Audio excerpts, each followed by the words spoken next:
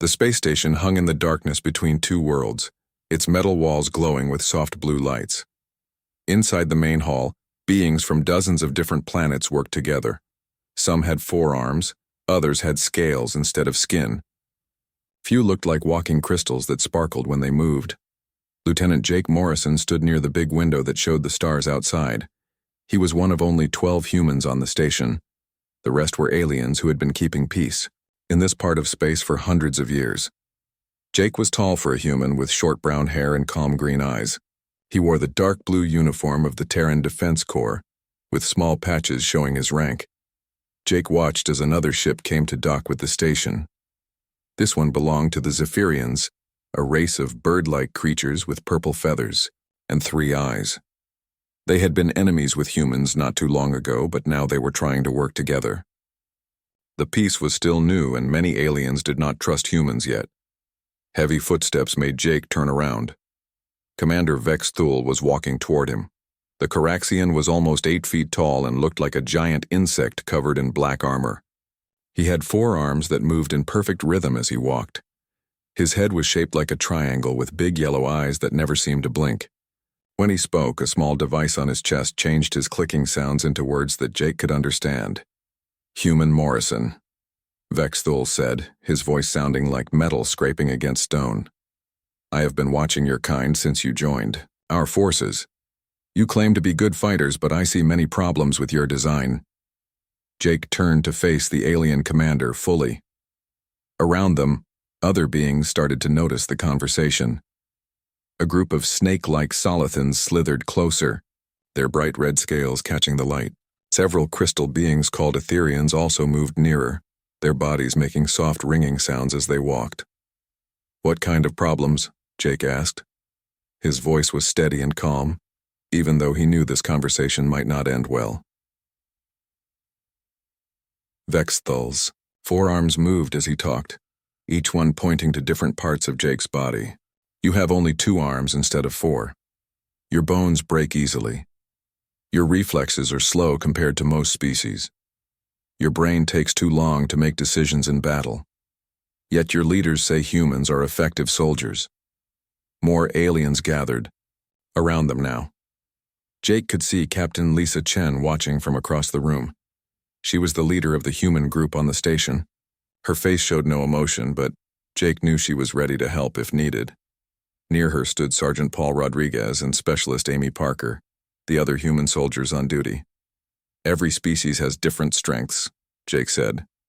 "Maybe humans are not built the same way as Caraxians, but that does not make us weak." Vex Thule made a sound that might have been laughter. His translator turned it into a harsh buzzing noise. "Words are easy to say, human, but actions show truth. I have won every combat test on this station for 3 years. My reflexes are 3 times faster than yours. I can use 4 weapons at once, while you can barely handle 1. The crowd of aliens grew larger. Jake could hear them talking in their own languages. Some sounded excited, others seemed worried. He knew that many of them had doubts about humans joining the peacekeeping force. This conversation was becoming more than just talk between 2 soldiers. "Are you suggesting we test these claims?" Jake asked. Vex Thule's eyes seemed to glow brighter. "Yes. A friendly combat simulation. We will use the training rooms downstairs. Both of us will face the same challenge. The computers will create fake enemies for us to fight. We will see who performs better." Jake thought about this for a moment. He knew that Vex Thule was trying to embarrass him and all humans. If Jake lost badly, it would make other aliens think that humans were not good enough to be peacekeepers. But if he refused to fight, that would also make humans look weak. "What kind of simulation?" Jake asked. "A rescue mission," Vex Thule explained. "Pirates have taken over a space station. There are hostages inside that we must save. There are also many enemy fighters that we must stop. The computer will count how many enemies we defeat and how fast we do it. It will also watch to make sure we do not hurt any innocent people." The alien commander paused and looked around at the crowd. "This will be educational for everyone. They will see the difference between Caraxian efficiency and human limitations." Jake noticed that Dr. Elena Vasquez had joined the group. She was a scientist who studied different alien species. Her job was to help humans and aliens understand each other better. She looked worried about what was happening. "When do you want to do this test?" Jake asked. "Now," Vexthul said. "The training room is empty. We can begin immediately." Jake looked around at all the alien faces watching him. Some looked curious, others seemed eager to see what would happen. A few appeared concerned. He could see that word was already spreading through the station. More beings were arriving to watch. "All right," Jake said. "Let's do it." Vexthul's mandibles clicked together in what Jake guessed was satisfaction. "Excellent. We will use standard weapons and equipment. The simulation will be fair for both of us." As they started walking toward the training area, Jake heard the aliens talking excitedly behind them. He caught some of the translated words. Many were betting on how quickly Vexthul would win. Others were discussing the differences between human and Caraxian abilities. Captain Chen stepped up beside Jake as they walked. "You sure about this?" she asked quietly. "Not really," Jake admitted. "But backing down would be worse." "The whole station will be watching," she warned. "I know." Dr. Vasquez joined them on the other side. "Caraxians have several biological advantages," she said in a low voice. "Their nervous system processes information much faster than ours. Their forearms let them do multiple tasks at the same time. They have been bred for combat over thousands of years." "Any good news?" Jake asked. "Well," she said, thinking carefully, "there are some things that our studies have not fully measured yet. Human performance can vary greatly depending on circumstances." They reached the training area. It was a large room with smooth metal walls and a high ceiling. In the center was a circular platform where the simulation would take place. Around the edges were seats where people could watch. The seats were already filling up with aliens from many different species. Jake began putting on the simulation gear. It included a vest that would let him feel impacts from enemy weapons, though they would not actually hurt him. He also got special glasses that would make the computer-created enemies look real. The weapon he was given looked like a rifle but shot beams of light instead of bullets. Across the room, Vexthul was putting on his own gear. His forearms made the process look much easier.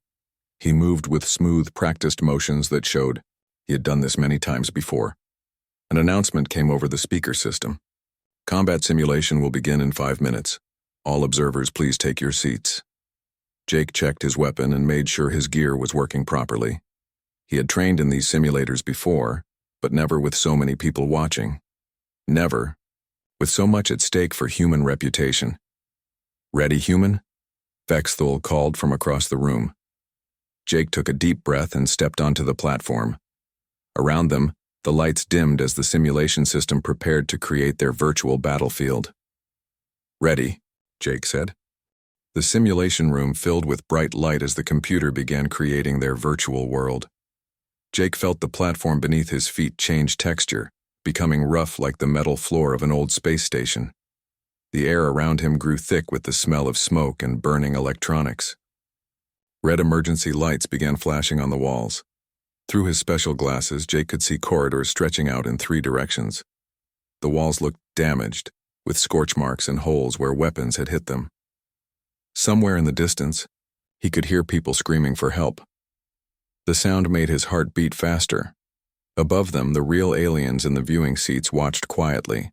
They could see everything that Jake and Vexthul would experience through large screens that showed the simulation. The screens displayed a map of the fake space station with 20 red dots marking enemy locations and 30 blue dots showing innocent people who needed to be saved. "Simulation parameters confirmed," announced the computer voice. "Mission objective: neutralize all hostile targets and secure civilian safety. Time limit 10 minutes. Weapons are set to stun mode only. Participants may begin when ready." Jake gripped his weapon and looked around. The station they were supposed to rescue was 3 levels high with many rooms and hallways. According to the briefing, pirates had taken it over 6 hours ago. Some of the crew were being held as prisoners while others were hiding in locked rooms.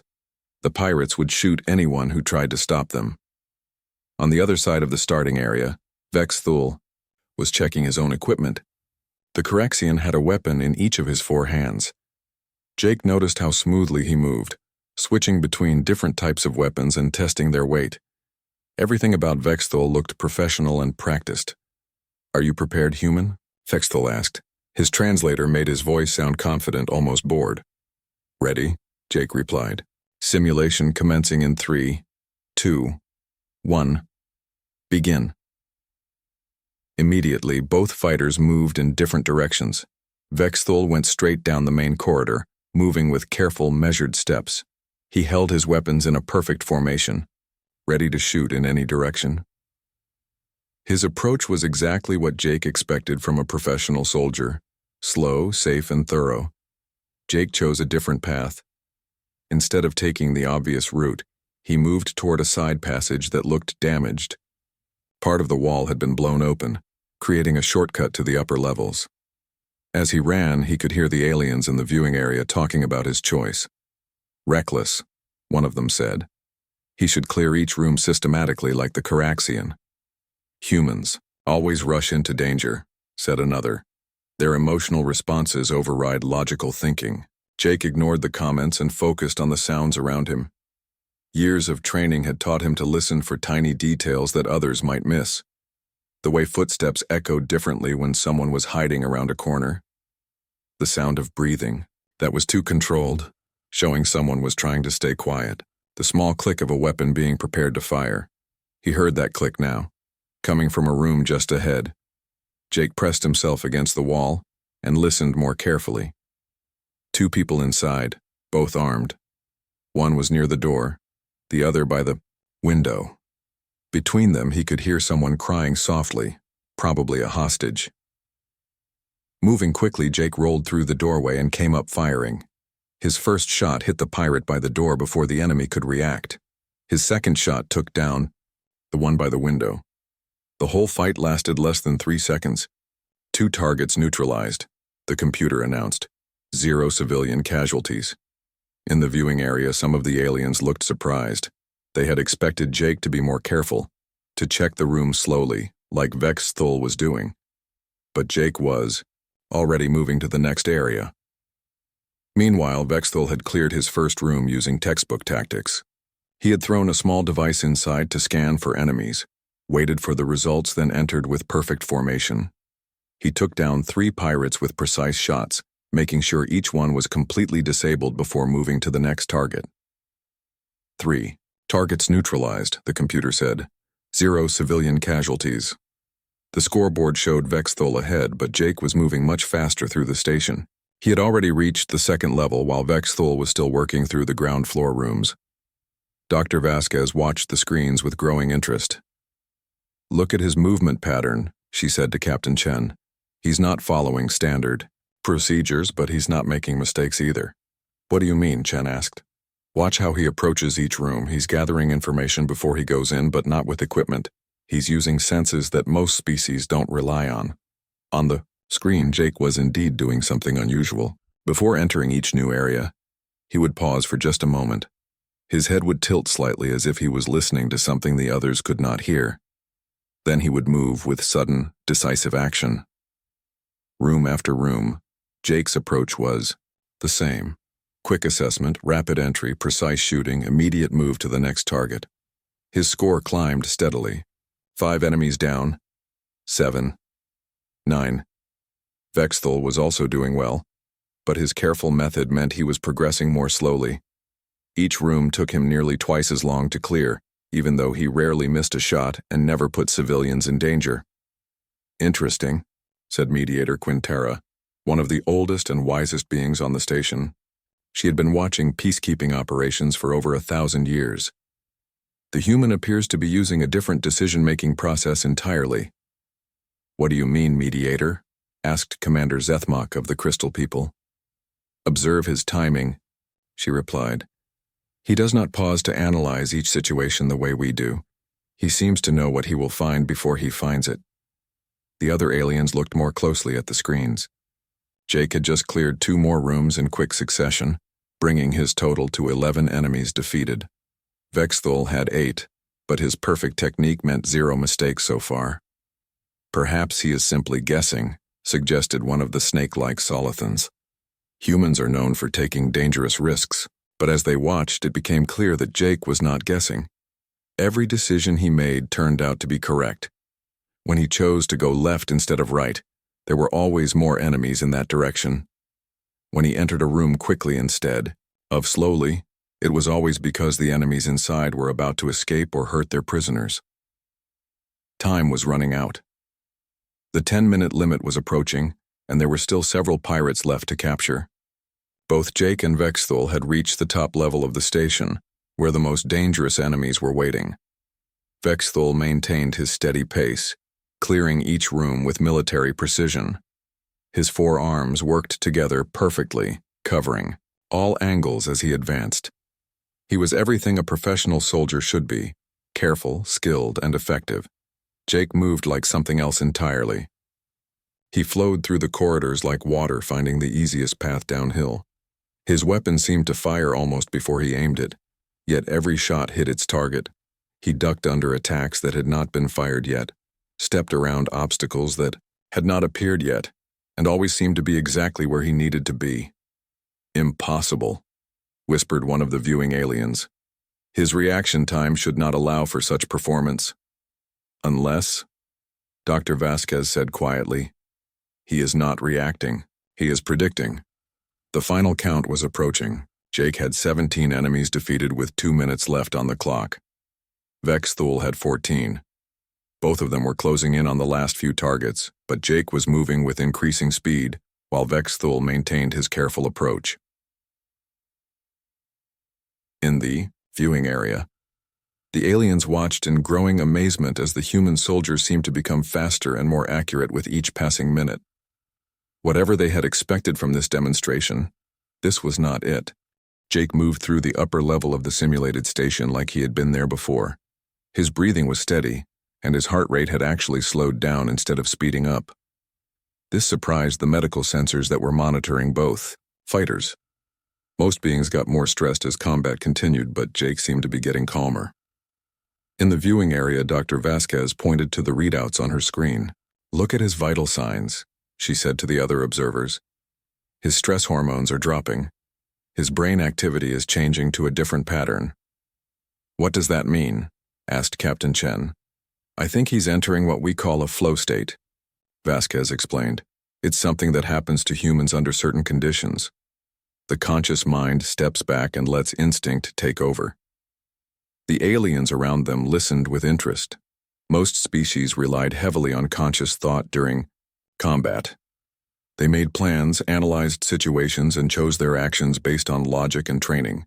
The idea of deliberately stopping conscious thought seemed dangerous and foolish. On the screen, Jake approached another room where 3 pirates were holding 2 civilians. Instead of checking the room first like Vexthul would do, Jake seemed to already know exactly where everyone was positioned. He rolled through the doorway, fired 3 quick shots, and secured the hostages in less than 5 seconds. 19 targets neutralized, announced the computer. 0 civilian casualties. Vexthul had also been busy.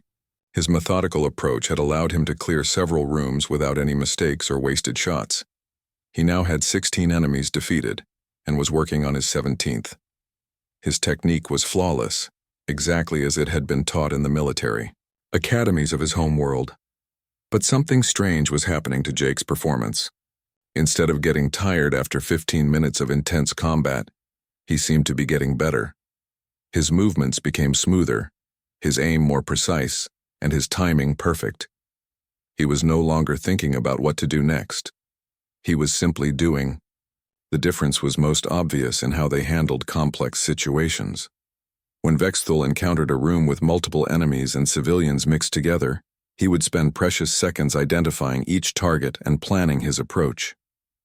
His 4 arms gave him advantages, but he still needed time to process all the information.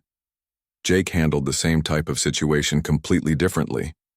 He would enter the room and his weapon would track from target to target in one continuous motion.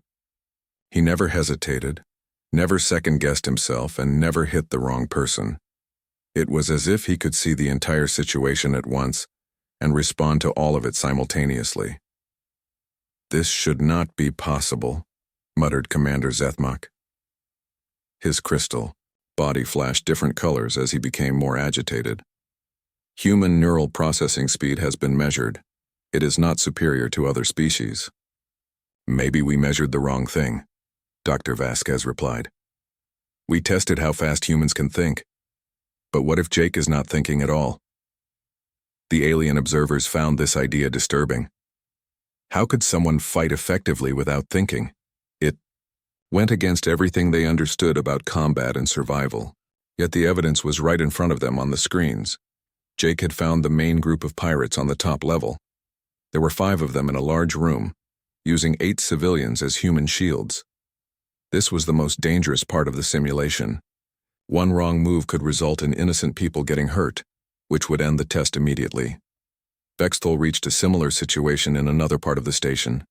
He had 4 enemies with 6 hostages in a narrow corridor. The Caraxian commander handled it exactly as he had been trained. He used his scanner to identify each person's exact position, calculated the best angles for his shots, and coordinated all 4 of his arms to fire simultaneously. The plan worked perfectly. All 4 enemies were disabled in less than 2 seconds, and no civilians were harmed. It was a textbook example of superior Caraxian combat technique. Excellent work, said one of the Caraxian observers in the viewing area. 4 targets neutralized with perfect precision. This is why our species leads peacekeeping operations. But their satisfaction was short-lived. On the other screen, Jake was approaching his own challenge with what looked like complete recklessness. Instead of scanning or planning, he simply walked into the room where 5 armed pirates were waiting. He is going to fail, predicted one of the snake-like Solithans. No one can handle 5 targets simultaneously without preparation. Jake entered the room and time seemed to slow down. At least, that was how it looked to the observers. In reality, Jake was moving at normal speed, but his actions flowed together so smoothly that they appeared to be happening in slow motion.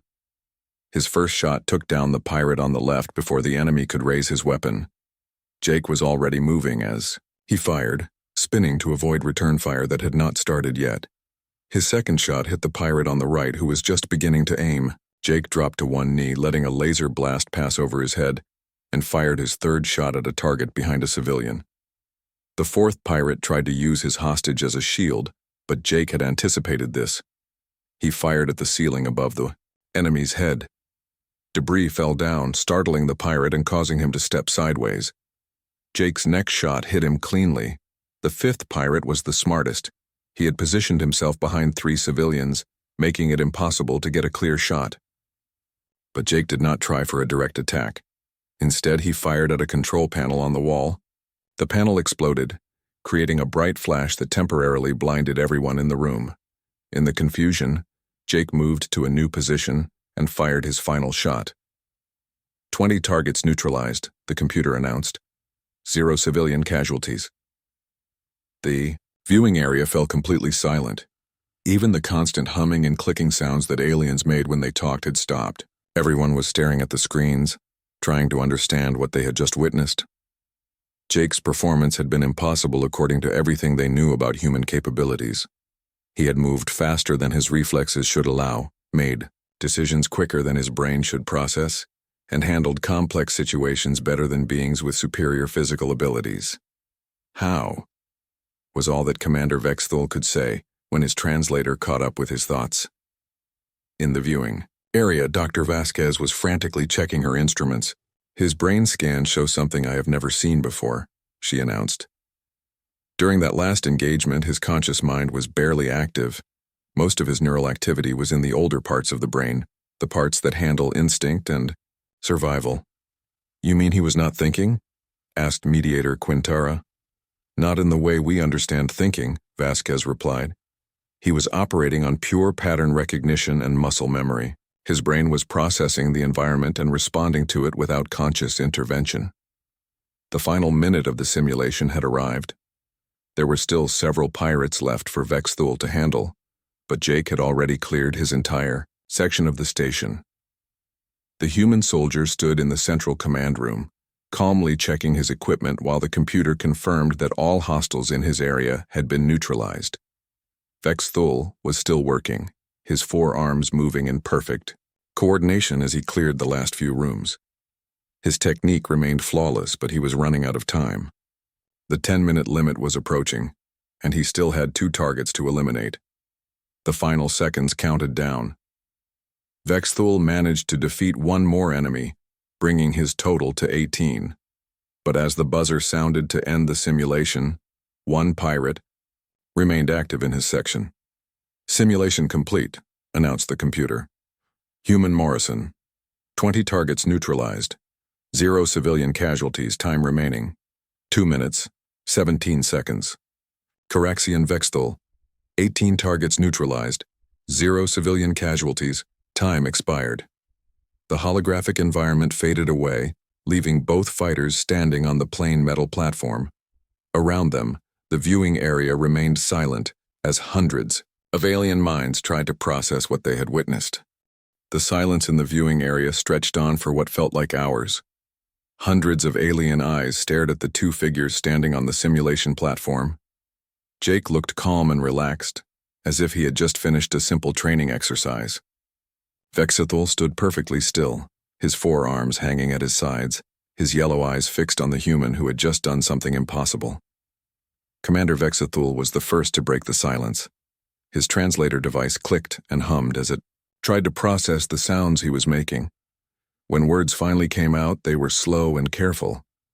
"I request verification of the simulation results," he said. "There must be an error in the computer systems." The station's main computer responded immediately. "All simulation data has been verified. No errors detected. Results are accurate to within 0.01% margin." Dr. Vasquez looked at her instruments again, checking and double-checking the readings. "The medical sensors confirm everything," she announced to the crowd. Jake's performance was real. No enhancement drugs, no hidden technology, no outside assistance. One of the crystal beings named Commander Zethmok spoke up. His voice made a sound like wind chimes in a storm. "This contradicts all established data about human physical and mental capabilities. Your species was tested extensively before joining the Alliance." "Maybe the tests were incomplete," suggested Captain Chen. She had moved closer to the platform where Jake was removing his simulation gear. "Incomplete how?" asked a Solithan whose scales had turned from red to purple with confusion. "We measured reaction times, processing speeds, physical strength, coordination abilities. Humans scored average or below average in every category." Jake finished putting away his equipment and looked up at the crowd of aliens watching him. "Can I say something?" he asked. Mediator Quintara nodded. "Please explain what we have witnessed, Human Morrison." Jake thought for a moment, trying to find words that would make sense to beings who had never lived on a world like Earth. "You tested the right things, but maybe not under the right conditions," he began. "When you measured human abilities, we were probably sitting in comfortable rooms taking careful tests, thinking about each question." "Yes," agreed Dr. Vasquez. "Standard testing procedures, controlled environment, minimal stress, optimal conditions for conscious decision-making. But that's not how humans evolved," Jake continued. "We did not develop our abilities in safe, comfortable places. We came from a world where everything was trying to kill us all the time." The aliens listened with growing interest. Most of them came from worlds where survival was relatively easy. Their planets had fewer predators, less extreme weather, and more predictable food sources. The idea of a world where constant danger shaped evolution was foreign to them. Vexthul stepped closer. "Explain what you mean by everything trying to kill you," he requested. Jake looked around at all the different species watching him. "Earth has more predators than most worlds you have seen. We had to watch for attacks from above, below, and all sides. Big cats that could climb trees and hunt in packs, snakes that could kill with one bite, bears that could tear through anything, birds of prey with talons like knives." "But that was in your ancient past," pointed out one of the observers. "Modern humans live in cities with advanced technology." "The instincts are still there," Dr. Vasquez explained. "Evolution does not disappear in just a few thousand years. The same neural pathways that helped early humans survive on Earth are still active in modern humans. Jake nodded. When I was in that simulation, I was not thinking the way I would during a test. The stress and danger triggered something different. My brain switched to survival mode. What is survival mode? Asked Mediator Quintara. It is hard to explain, Jake admitted. Conscious thought becomes less important. Pattern recognition takes over. Your body starts moving before your mind decides what to do. You process information about threats and opportunities without having to think about each piece. Commander Zethmuk's crystal body flashed several different colors. This sounds like temporary insanity. How can someone make good decisions without thinking? Because thinking takes too long, Jake replied. If a tiger is jumping at you, there is no time to analyze the situation and choose the best response. You have to trust millions of years of evolution to guide your actions. Vexthul had been quiet during this explanation, but now he spoke up. I observed your movements during the simulation. You seemed to know where enemies were before you saw them. You avoided attacks that had not been fired yet. How is this possible? Jake struggled to put the experience into words. I could hear things, tiny sounds that most people would ignore. The way someone breathes when they are about to shoot, the sound of cloth moving when someone shifts their weight, footsteps that are too quiet, which means someone is trying to sneak. We have excellent hearing, said one of the snake-like Solothans. Our audio sensors are more sensitive than human ears. Yet we did not detect these patterns in the simulation recordings. It is not just about hearing better, Dr. Vasquez interjected. It is about knowing what the sounds mean.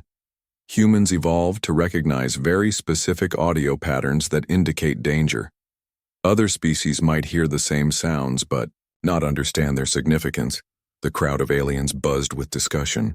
They were scientists and soldiers who prided themselves on understanding how things worked. The idea that humans had abilities they had not detected or measured was disturbing to their sense of order. There is another factor, Jake added. Humans are pursuit predators. We evolved to chase other animals over long distances until they collapsed from exhaustion. This required a different kind of mental state than ambush hunting or pack hunting. What difference does that make? Asked Vexthul. Pursuit. Predators have to maintain focus for hours at a time, while constantly adapting to changing conditions, Jake explained.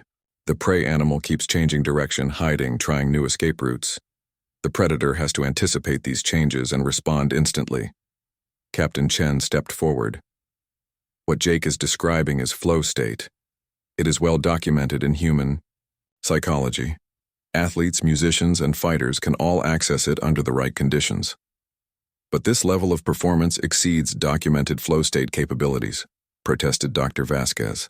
The reaction times, the pattern recognition, the multi-target engagement, it is beyond what our studies predicted. Jake shrugged. Maybe the studies were done on people who were not under enough pressure. Real survival situations bring out abilities that normal training cannot access.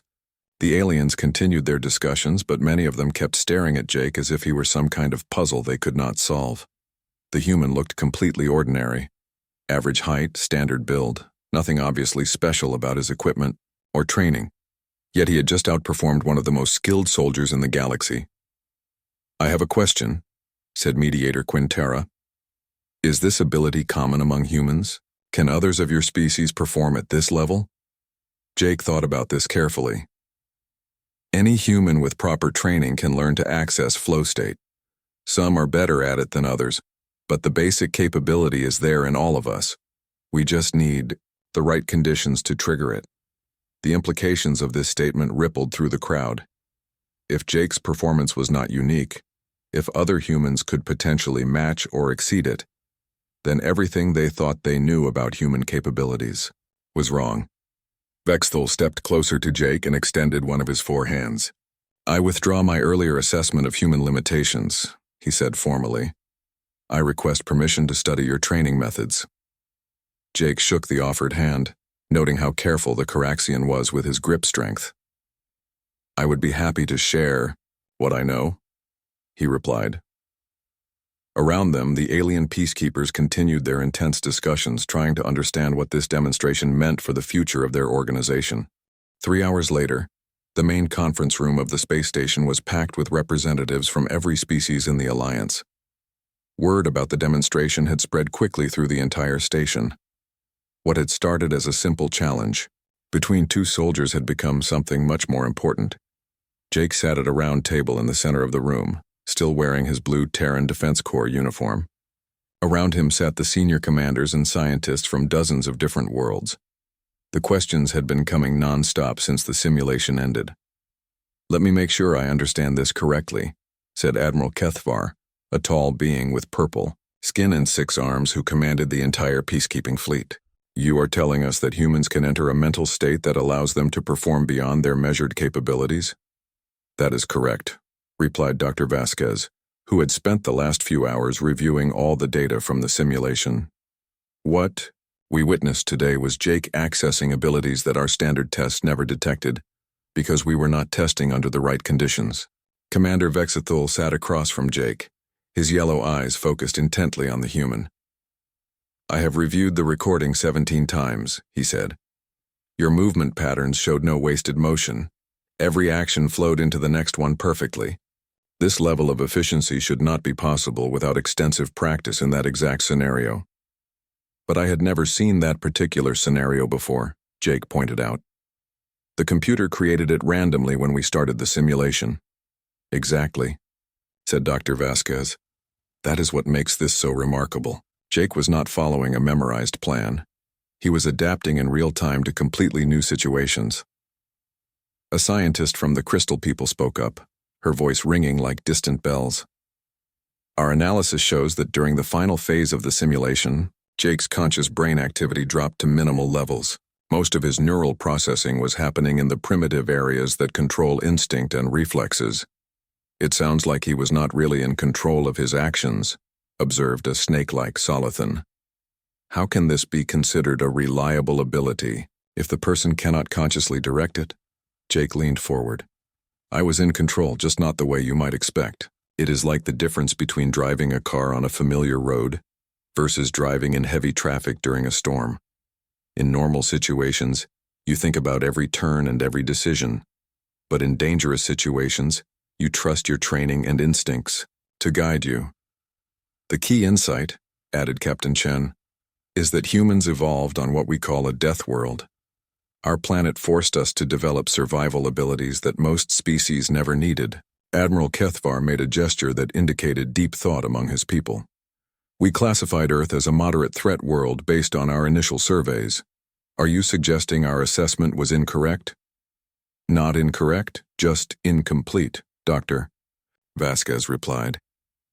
"Earth might not have the most extreme weather or the largest predators in the galaxy, but it has something more dangerous. Incredible diversity of threats. Humans had to adapt to everything from desert heat to Arctic cold, from large predators to tiny poisonous creatures, from floods to droughts to volcanic eruptions." Jake nodded. "Most worlds seem to have one or two major challenges. Earth has hundreds. Our ancestors never knew what kind of danger they would face next, so they had to be ready for anything. This explains the performance we witnessed," said Mediator Quintara, her ancient voice carrying notes of understanding. "Humans developed the ability to rapidly assess and respond to novel threats because their survival depended on it." Commander Zethmok's crystal body flashed with different colors as he processed this information. "But if this ability is common among humans, why did they not demonstrate it during the qualification tests for joining the Alliance?" "Because the tests were designed for species that rely on conscious thought and careful planning," Captain Chen explained. "They measured reaction time, accuracy, and decision-making under controlled conditions, but they did not measure what happens when humans are under real pressure." Vexthul spoke up again. "I must ask a direct question. If what we have seen today represents normal human capability under stress, what does this mean for our current military strategies?" The room fell quiet as everyone considered the implications. For hundreds of years, the Alliance had been organized around the assumption that different species had clearly defined strengths and weaknesses. Coraxians were the elite fighters. Etherians were the best pilots. Solithans were the finest scouts. Humans had been assigned support roles because their test scores were average. It means we need to rethink everything, Admiral Kethavar said slowly. If humans can perform at this level in combat situations, then we have been wasting their potential. Jake felt uncomfortable with all the attention focused on him. I do not want anyone to think that humans are better than other species, he said. We all have different abilities. What happened today just showed that humans might be good at things that are hard to measure in normal tests. Spoken with wisdom, agreed Mediator Quintara. This demonstration teaches us that we must look beyond our standard methods of evaluation. Each species brings unique gifts to our alliance. Dr. Vasquez pulled up a holographic display showing brain scans from the simulation. The data suggests that human flow state might be particularly effective in chaotic environments where conditions change rapidly. Other species might perform better in situations that require sustained concentration or complex planning. So humans are specialists in handling unpredictable situations?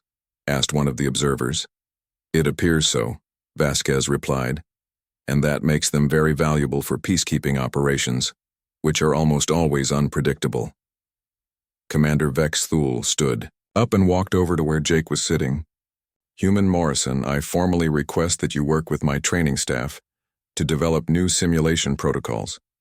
We need to understand how to properly test and develop these abilities. Jake stood up as well and shook the Caraxian's hand again. I would be honored to help, Commander. Admiral Kethvar made an announcement that surprised everyone in the room. Effective immediately, I am authorizing the creation of a new tactical unit within the peacekeeping forces. This unit will specialize in rapid response to chaotic situations. Lieutenant Morrison, you will lead the development of training protocols for this unit. Sir, I am just a lieutenant, Jake protested. There are many officers with more experience and higher ranks. Experience with conventional tactics, the Admiral replied. But you have just demonstrated capabilities that none of us fully understand. Yet, we need someone who can access these abilities to teach others how to do the same. The meeting continued for another hour as the various commanders and scientists discussed how to implement these new insights. Some were excited about the possibilities, others were concerned about changing established procedures. But everyone agreed that what they had witnessed required a response. As the formal meeting ended, smaller groups formed around the room to continue discussions. Jake found himself surrounded by alien officers who wanted to know more about human training methods and Earth's environment. Dr. Vasquez approached him during a brief break in the questioning. How do you feel about all this attention? She asked. Jake looked around at all the aliens talking excitedly about human potential. Honestly, a little overwhelmed. This morning I was just a regular soldier trying to do my job. Now they want me to revolutionize military training. You did something important today, she told him. You showed them that there is still much they do not know about the species in their alliance. That kind of humility is valuable for any organization. Captain Chen joined them looking tired but satisfied. The communications department is already preparing reports to send to Alliance headquarters. This is going to change how humans are integrated into peacekeeping operations. Across the entire galaxy, Jake watched as Vexthal demonstrated proper Caraxian combat stances to a group of interested officers, while Commander Zethmok explained crystal people navigation techniques to another group. The room was full of beings from different worlds, sharing their knowledge and learning from each other. Maybe that is the real lesson from today, Jake said. Not that humans are special, but that everyone has something valuable to contribute if you test them under the right conditions. As the evening shift began, the various species slowly dispersed to their quarters and duty stations. But the conversations continued, and Jake knew that the effects of this single demonstration would be felt throughout the Alliance for years to come. The Deathworlder had spoken, and the galaxy was listening.